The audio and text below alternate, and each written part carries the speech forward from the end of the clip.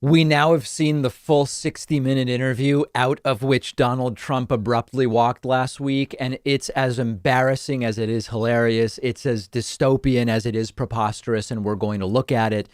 This is the interview that took place a few days ago. Last week, Leslie Stahl was interviewing Donald Trump at the White House for last night's 60 Minutes episode, and Trump abruptly walked out early, threatened to release an uncut version of the interview, and did so, proving nothing other than he's a moron. Now we have a full, proper airing from 60 Minutes, and I want to get right into it.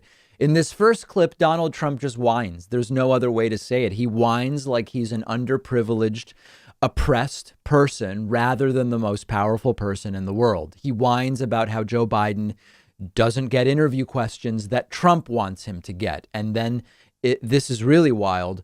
Trump brings up Obama spied on me, and you don't talk about it, Leslie.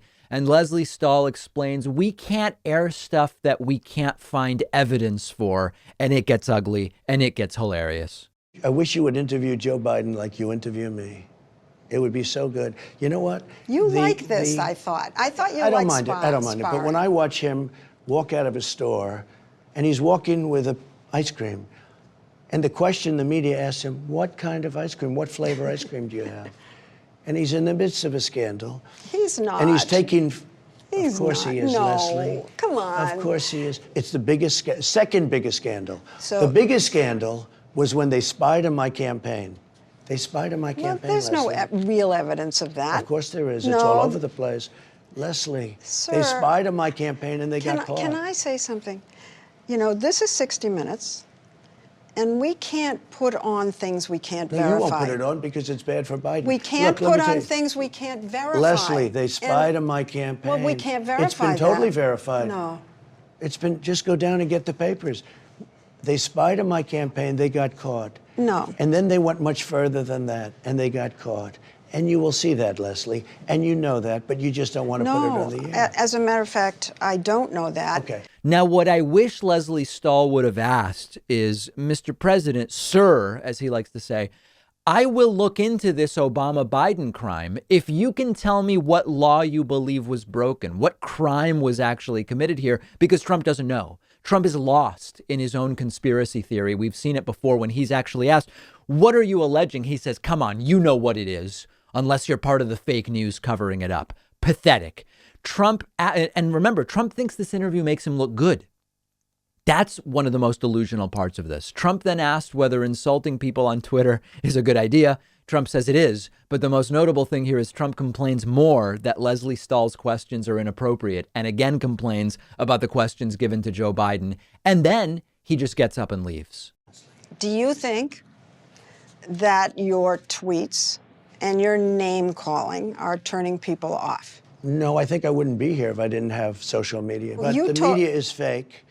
And frankly, if I didn't have social media, I'd have no way of getting out my voice. Do you know what you told me a long time ago when I asked why you keep saying fake media? Yeah. You said to me, I say that because I need to discredit you so that when you say negative things about me, no one will believe you. I don't have to discredit you. But that's what you told me. You've discredited yourself.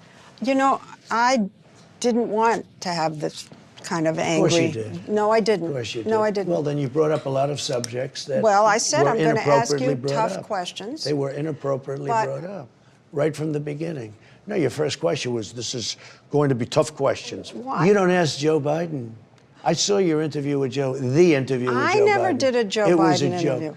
The interview, 60 Minutes. I see Joe Biden giving softball after softball. I've seen all of his interviews. He's never been asked a question that's hard. Okay, but forget him for a minute. No, but you You're start president, with me. You're president. And Excuse me, Leslie, you started with me. Your first statement was, are you ready for tough questions? Are you? That's no way to talk. It's no way to talk. Leslie, one second. At this point, one of our producers interrupted to advise about the time remaining in the interview. I think we have enough of an interview here, Hope. Okay, that's enough. Let's go. Let's go.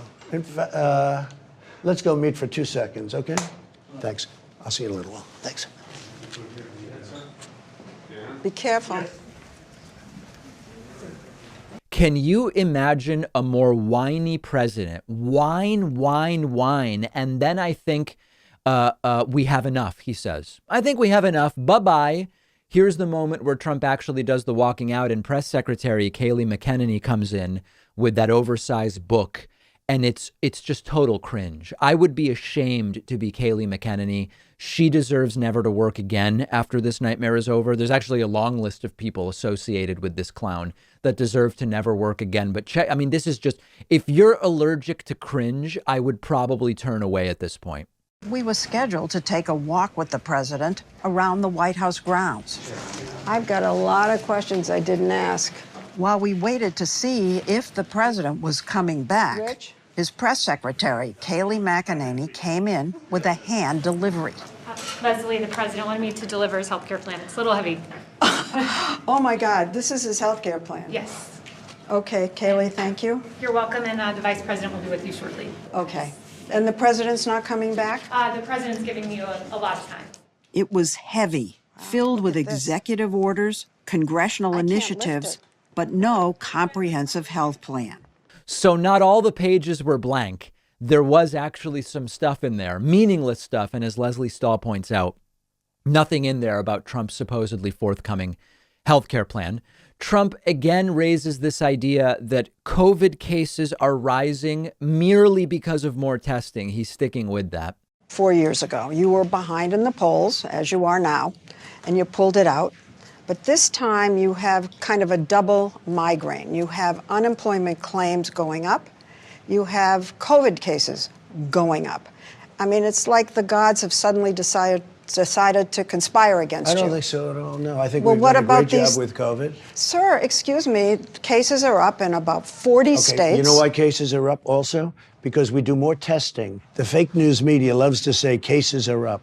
The fact is we've done a very, very good job. Cases are up? We have done, that's right, because we're doing so much testing. There is increased testing, but according to the COVID tracking project, that doesn't account for all of the rise in new cases sweeping the country or the 40% increase in hospitalizations in the past month. Understand that this is an easily debunkable lie. Testing is up 4% over the last week. Cases are up 21%. If you want to make the case that cases are only up because testing is up, if you test 10% more and find 10% more cases, you might be able to make that argument. You might be able to make the argument that this is roughly the number of cases that was there all along. We're just testing more people and making more of those cases official. But when you test 4% more and cases go up 21% and hospitalizations are up, you understand that it's a lie. This is an existential threat. This man is an existential threat that must be removed, and he's lying to you every day. Whether he understands the math of it, probably not, but he is lying every day. And then lastly, on Trump, before we move to one Pence clip, Leslie Stahl, good for her, calls out Trump on the healthcare plan that he's been promising for months. And Trump says, we're going to announce it very, very soon. You promised that there was going to be a new health package, a health care plan. Yeah. You said that it was going to be great. You said it's ready, it's going to be will ready, be. it'll be here in 2 weeks, it's going to be like nothing you've ever seen before, and of course we haven't seen it. So why didn't you develop a health plan? It is developed. It is fully developed. It's going to be announced very When? soon when we see what happens with Obamacare. If the Supreme Court ends this, Obamacare, Well, we're going to have to see what happens. I hope that they end it. It'll be so good if they end it. and if they end because it, people with pre-existing conditions will be stranded. No. And that's just a fact. It's wrong. It's No. wrong. A new plan will happen. But will. And we won't do anything, will and is. We won't do anything and no plan unless we have pre-existing conditions covered. Of course, at this point, I don't know that anybody believes that this plan actually exists. Remember that in August, Donald Trump said to... There's video of Trump promising it in 2017 and 2018 and 2019. But more recently, in August, Trump said during that bizarre interview with Chris Wallace, we are going to sign a new health care bill into law in 2 weeks. And of course, it's almost November at this point. It probably doesn't exist. Here is Leslie Stahl after Trump walked out, asking Vice President Mike Pence, why did Donald Trump end his interview early? Pence just has no idea how to respond. Take a look. While our interview with the president did not go forward, the one scheduled with the vice president did. So what just happened with the president? Leslie, President Trump is a man who speaks his mind. I think it's one of the great strengths that he's had But he walked as President out. of the United States, is that the American people always know where they stand. I'll buy And that. he's always ready. And the American people know that in this time, it's less about the back and forth with the media, and it's really more about how we bring this country all the way back. Why did Trump leave, Mr. Vice President? The president is always ready, Leslie. The president is always ready. An embarrassment. But remember, Trump, as a narcissist, probably can't even acknowledge or comprehend that this was an embarrassment. And in fact, Trump thought the raw, uncut video made him look good. And he released it a few days ago. I do think, despite Donald Trump's weaponized narcissism and inability to feel shame, I do think if he loses to Biden the way he might lose if we all get out and vote and the votes are counted properly, I actually do think Trump may be ashamed by losing to Joe Biden badly, because he's alluded to it. He said, can you imagine if I lost to this guy? Can you imagine if I lost to this worst candidate or whatever it is that he says? I think that will actually bring shame to Donald Trump. Just a bonus. Primary reason to vote Biden is to start righting the ship of the United States. Very far down the list, but interesting nonetheless, is Donald Trump actually being ashamed of being brutally defeated by Joe Biden. Let's make it happen. If you are anything like me, you probably aren't thrilled with the idea of going into a doctor's office right now. And thankfully, there's a practical and affordable way to take control of your health and get personalized care from the comfort of your home. It's a service called SteadyMD. They're one of our sponsors.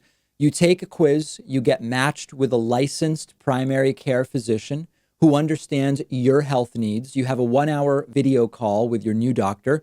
You establish a meaningful relationship with them. And after that, your doctor is available to you anytime by text, phone, or video chat. This is not a random doctor on call. Each doctor at SteadyMD has a limited number of patients, so they actually have time to listen to you. You get the personal attention that you deserve. They can do almost everything an in-person doctor can do: perform medical evaluations, talk to you about health concerns, send prescriptions to your home or local pharmacy, and anything they can't do online, they'll quickly set you up with an in-person provider to do, things like blood tests, as an example. You don't need insurance. It's only $99 a month with no other fees or copays.